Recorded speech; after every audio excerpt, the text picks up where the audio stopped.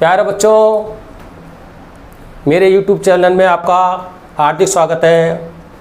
आज अपन पढ़ेंगे ray optics का टॉपिक 6 जो कि है रोटेशन ऑफ प्लेन मिरर।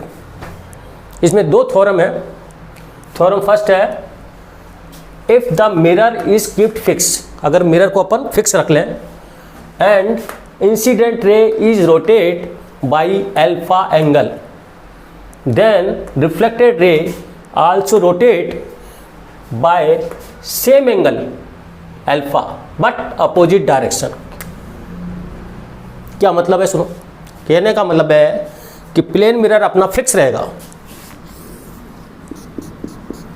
इसको फिक्स रखेंगे और ये आपका नॉर्मल है। सपोज ये एंगल आपका 60 डिग्री, तो 60 पे ही क्या होगी? लौटेगी, रिफ्लेक्ट होगी, या इंसिडेंट हो गई, ये रिफ्लेक्ट होगी। अगर आपने इसको 15 डिग्री इधर रोटेट कर दिया,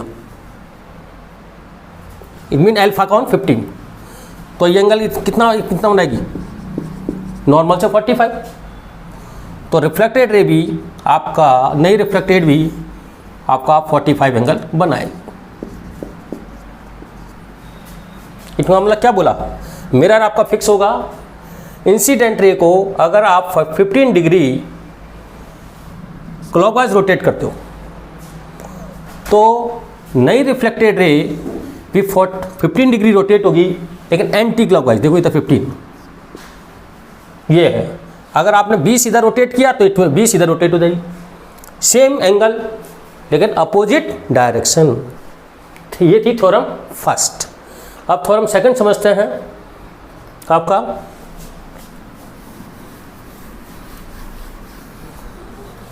इसमें क्या है? Keeping the incident ray constant fix, मतलब इसमें अपन इंसिडेंट को नहीं लाएंगे, वो एज इट इज फिक्स रहेगी। If the mirror is rotate with by an angle alpha, इसमें प्लेन मिरर को रोटेट करेंगे। पहले वाले केस में क्या था? पहले वाले केस में अपने मिरर को फिक्स किया था और इंसिडेंट को रोटेट किया था। इस वाले केस में इंसिडेंट रे को फिक्स कर देंगे और मिरर को रोटेट करेंगे। तो ये मिरर को अगर अल्फा रोटेट करते हैं तो रिफ्लेक्टेड रे जो होगी will be an angle, then the reflected ray will move by an angle to alpha। Sorry, ये मैं थोड़ा सा अपन डबल टैप कर दिया, इसको थोड़ा सही कर देते हैं। यहाँ पे थोड़ा सा इसको थोड़ा सही कर लेना। ये keeping the incident ray constant if the mirror is rotate with by an angle alpha, then reflected ray will move by an angle two alpha in same direction. इसको प्रूफ करके देते हैं, पर प्रूफ चेक करते हैं। ठीक, इसमें यह है कि आपका इंसिडेंट रे तो फिक्स रहेगी और अगर आपने मिरर को अल्फा रोटेट किया तो रिफ्लेक्टेड रे 2 अल्फा से रोटेट हो जाएगी, लेकिन सेम डायरेक्शन। देखो सपोज ये मिरर है आपका,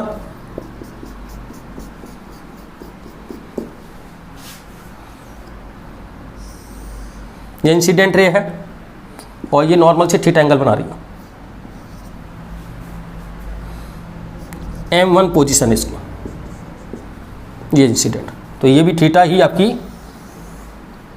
रोटेट हो जाएगी। ये होगी R1, दे देते हैं इसका नाम। अब इस मिरर को अपन ओरिजिनल पोजीशन से अल्फा रोटेट कर देते हैं क्लॉकवाइज डायरेक्शन में अल्फा। ये आपकी मिरर की पोजीशन हो गई न्यू पोजीशन, और ये हो गया M2 पोजीशन पे आ गया। अब जब आप मिरर को अल्फा रोटेट करेंगे तो ये जैसे नॉर्मल है, अगर आपने इसको थोड़ा सा टिल्ट किया अल्फा से तो नया नॉर्मल भी पुराने नॉर्मल से अल्फा रोटेट हो जाएगा। तो नया नॉर्मल आपका इस पर आएगा, ये पुराना नॉर्मल है जिसको अपन नाम दे देते हैं N1। अब ये नया नॉर्मल आपका इसको नाम दे देते हैं अपन N2। अब देखो ये पुराने नॉर्मल से इंसिडेंट एंगल कितना बना रहा था, अल्फा। अब ये नया नॉर्मल भी आपका पहले नॉर्मल से अल्फा शिफ्ट हो जाएगा, तो नए नॉर्मल से इंसिडेंट एंगल बनाएगी अल्फा प्लस थीटा। तो लॉ ऑफ रिफ्लेक्शन, नए नॉर्मल से नई रिफ्लेक्टेड रे ये बनाएगी इसी से अल्फा प्लस थीटा, ये नहीं रिफ्लेक्टेड रे है। इनिशियल रिफ्लेक्टेड R1 है और फाइनल रिफ्लेक्टेड R2 है। तो अपन को ये प्रूफ करना है कि R1 और R2 के बीच में एंगल जो रिफ्लेक्ट हुआ है वो 2 अल्फा है। देखो हम देखते हैं अपन को, ये देखो एंगल, ये एंगल आपका थीटा है। R1 और N1 के बीच में एंगल कितना है, R1 और N1 के बीच में थीटा है। और ये नॉर्मल और नए नॉर्मल और पुराने नॉर्मल एंगल अल्फा है। तो ये R1, ये एंगल कितना होगा, ये N2 और R1, ये हो गया आपका theta miss alpha, theta minus alpha, theta minus alpha, सही। अब देखो N2 से R2 के बीच में एंगल कितना बन रहा है, एंगल बिटवीन N2 और R2 वो हो रहा है अल्फा प्लस थीटा। और इसी N2 से R1 के बीच में एंगल कितना है, theta minus alpha. Angle between N2 और R1 वो है थीटा माइनस अल्फा। तो इसी N2 से R2 के बीच में एंगल पता है, इसी N2 से R1 के बीच में एंगल पता है। तो अपन को ये बीच का एंगल पता लग जाएगा। इसी पोजीशन से ये और इसी पोजीशन सेम पोजीशन से चल रहे हैं, तो देखो सब्ट्रैक्ट करते हैं, तो दोनों के बीच में एंगल कितना होगा, alpha plus theta minus theta minus alpha. इसमें अगर करोगे तो alpha plus theta minus theta plus alpha, theta से थीटा कैंसिल कितना होगा, 2 अल्फा। तो नई रिफ्लेक्टेड रे पुरानी रिफ्लेक्टेड रे से कितना रोटेट हो जाएगी, ये हो गया 2 अल्फा। लेकिन कौन से डायरेक्शन में, अपन ने इस मिरर को कौन से डायरेक्शन में घुमाया था, क्लॉकवाइज। तो नई रिफ्लेक्टेड रे भी 2 अल्फा से रोटेट हुई और सेम डायरेक्शन, सेम डायरेक्शन। तो ये थोड़ा सा दो चीज़ ध्यान रखना, इसमें सेम डायरेक्शन है। और अगर मिरर को अगर फिक्स कर देते हैं और इंसिडेंट रे को अल्फा से रोटेट करते हैं तो उसमें अल्फा ही रोटेट होती है, लेकिन अपोजिट डायरेक्शन।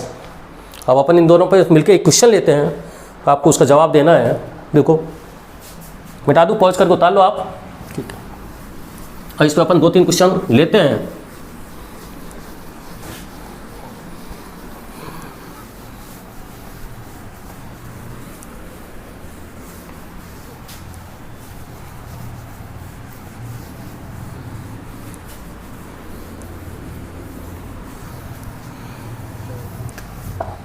हाँ तो बच्चों एक क्वेश्चन और लेते हैं, क्वेश्चन लेते हैं इससे।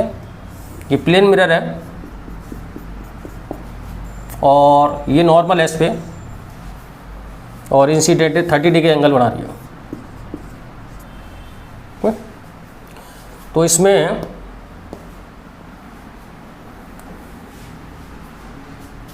इसको 40 कर देते हैं।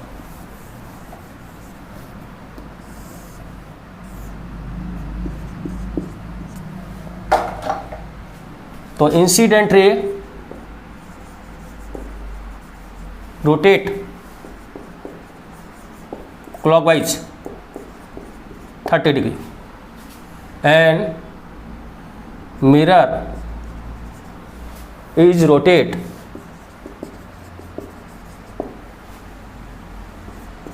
Clockwise 20 degree. तो आपको निकालना है what is angle between new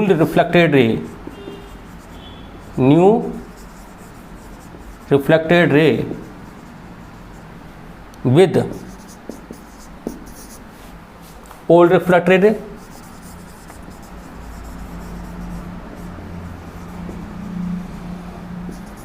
old normal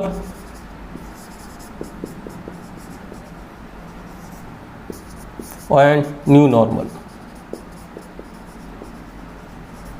क्या मतलब है कि ये रेज है 40 डिग्री पर स्क्वायर टकरा रही है मिरर पर। अब इसके बाद क्या करते हैं अपन, इंसिडेंट रे को तो रोटेट कर देते हैं 30 डिग्री क्लॉकवाइज, एंड मिरर को भी रोटेट कर देते हैं 20 डिग्री। दोनों अपन केसेस लिए जो अपन पढ़ाए थे पहले।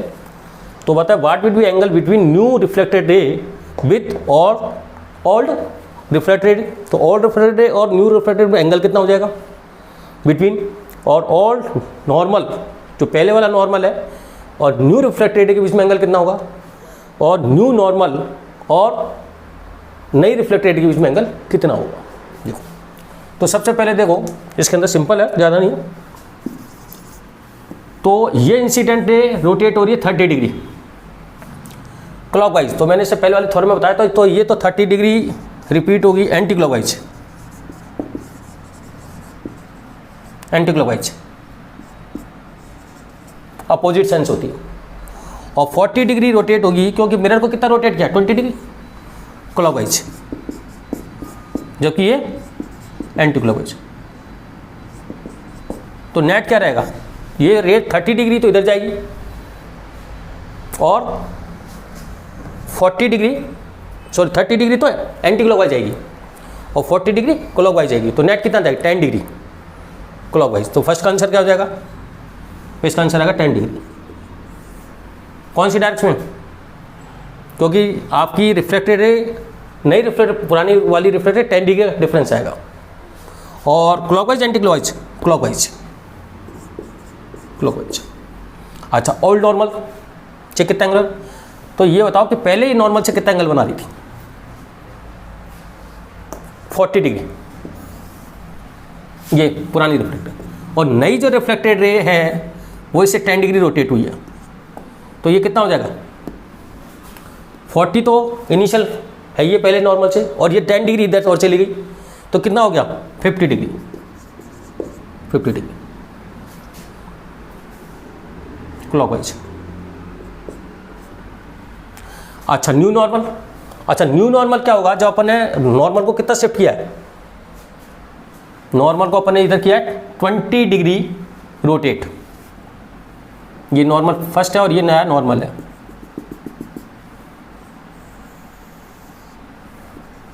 ये कितना रोटेट हुआ है 20 डिग्री।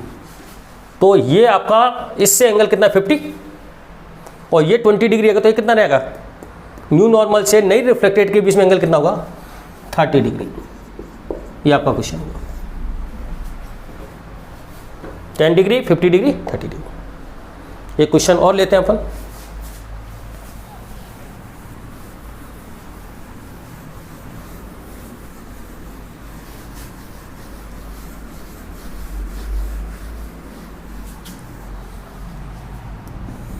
ये प्लेन मिरर, ये नॉर्मल, ये 30 डिग्री पे इंसिडेंट हो रहे हैं। आपको ये बताना है कि इंसिडेंट रे तो फिक्स है, इंसिडेंट रे फिक्स, मिरर को रोटेट कर रहे हैं कि व्हाट विल बी एंगल, या एंगल को मिरर को कितना रोटेट कर रहे हैं कि ये रिफ्लेक्टेड रे हॉरिजेंटल हो जाए। What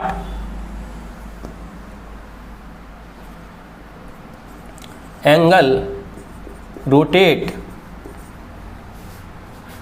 mirror such that reflected ray become horizontal. What angle rotate mirror such that reflected ray become horizontal. अब देखो इसके अंदर ये एंगल कितना बना रही है 30, ये रिफ्लेक्टेड रे। अब इस रिफ्लेक्टेड रे को या तो अपन इधर लेके आए या इधर लेके आए, या तो रे बिल्कुल इसके हॉरिजॉन्टल इधर जाए या रोटेट हो गया इतना। तो अगर ये 60 डिग्री अपन को रोटेट करानी पड़ेगी इधर, या इसको इधर 120 रोटेट करानी पड़ेगी, हॉरिजॉन्टल करना है ना। तो 60 डिग्री रोटेट करने के लिए मिरर को कितना घुमाना पड़ेगा? 30 डिग्री, क्योंकि रिफ्लेक्ट रेट तो डबल रोटेट होती है, रिफ्लेक्ट रेट तो डबल रोटेट होती है। तो पहले का आंसर क्या, या तो अपन इसको 30 डिग्री क्लॉकवाइज रोटेट करें मिरर को, जिससे ये रिफ्लेक्ट रेट 60 डिग्री होगा तो ये अपना हॉरिजॉन्टल पे आ जाएगी। या मिरर को कितना रोटेट करोगे इधर, ये कितना एंगल है 120, 30 90 120, तो इधर कितना रोटेट करो मिरर को 60 डिग्री या 60 डिग्री। 1 मिनट, हाँ क्योंकि 120 है ना, तो अपन को 60 रोटेट करेंगे तो ये 120 आ जाएगी, तो 60 डिग्री एंटी क्लॉकवाइज। ये दो आंसर हो गए। या तो 30 डिग्री रोटेट कर दो तो इधर हॉरिजॉन्टल हो जाएगी ये रेज, और अगर आपने 60 डिग्री इधर रोटेट कर दिया तो ये आपकी रेज इससे कोइंसाइड हो जाएगी इधर। अब इसी क्वेश्चन को थोड़ा सा अपन चेंज कर दें कि what angle rotate mirror such that reflected ray become vertical. इसकी जगह वर्टिकल कर देता हूँ, एक न्यू क्वेश्चन।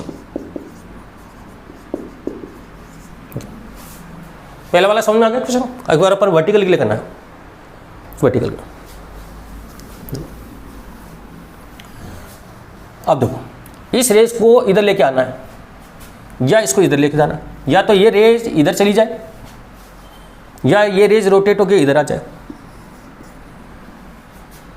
तो अगर अपन इसको इधर रोटेट करेंगे तो कितना रोटेट करना पड़ेगा इसको 30, लेकिन अपन तो मिरर रोटेट करवाना चाहते हैं ना, तो मिरर को कितना रोटेट करेंगे, क्योंकि अगर ये 15 डिग्री मिरर इधर रोटेट होगा तो रिफ्लेक्ट रेट इधर रोटेट होगी कोई सेम सर, लेकिन अपन को तो इधर करना है ना सेम डर इधर, तो अपन को मिरर को भी 15 डिग्री एंटी क्लॉकवाइज रोटेट करना पड़ेगा, एंटी क्लॉकवाइज। तो फर्स्ट का आंसर क्या हो जाएगा 15 डिग्री एंटी क्लॉकवाइज,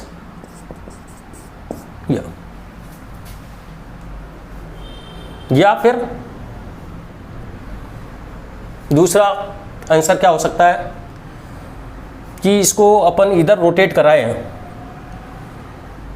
तो कितना रोटेट, ये एंगल कितना है 150, लेकिन 150 में तो अगर अपन इसको रोटेट कराएंगे ना तो ये पीछे चला जाएगा हिस्सा, क्योंकि ये तो टोटल 60 है। आप थोड़ा सा इसको इधर रोटेट कराओ इधर, तो ये कितना है, इसको 30 और ये है 150 75 करने से अगर इधर रोटेट करेंगे अपन 75 तो ये आपका सिल्वरिंग के सामने आ जाएगा हिस्सा। अपन इधर रोटेट कराते हैं तो ये एंगल अपने पास 120, इधर 120 रोटेट करा सकते हैं इधर इधर, क्योंकि 120 ये रोटेट होता है तो ये सिल्वरिंग हिस्सा इसके नीचे आ जाएगा। हाँ, तो ये कितना है एंगल आपका, ये एंगल यहाँ से यहाँ तक का, ये एंगल हो गया 180 प्लस 30 210, तो 210 का 105, तो सेकंड आंसर होगा आपका 105 एंटी क्लॉकवाइज, क्योंकि इसको अपन को इधर ही रोटेट करना है तो मिरर को भी इस सेम सेंस में रोटेट करना पड़ेगा। तो 230 प्लस 180 210, हाँ तो ये भी आपका एंटी क्लॉकवाइज। ये दो आंसर होगा। 75 गलत हो जाएगा, क्योंकि 75 के लिए क्या होगा, अगर आप इसको 75 रोटेट करना चाहते हैं मिरर को, क्योंकि ये 150 है ये 150, लेकिन ये 75 अगर मिरर को रोटेट करेंगे तो ये एंगल है 60, तो ये हिस्सा क्या होगा, इसके सामने सिल्वरिंग आ जाएगा, तो ये सिल्वर वाला पॉलिश वाला सामने नहीं आएगा, सिल्वर वाला आ जाएगा हिस्सा। तो ये क्वेश्चन मेरे हिसाब से आपको समझ में आ गया होगा। ठीक है, एक क्वेश्चन और लेते हैं अपन छोटा सा।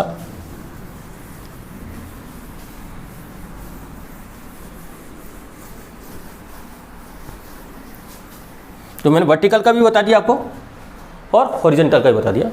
एक क्वेश्चन और लेते हैं छोटा सा।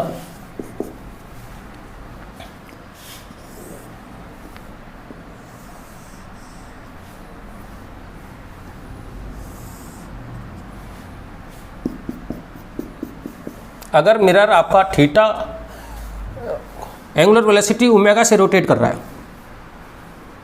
Mirror angular velocity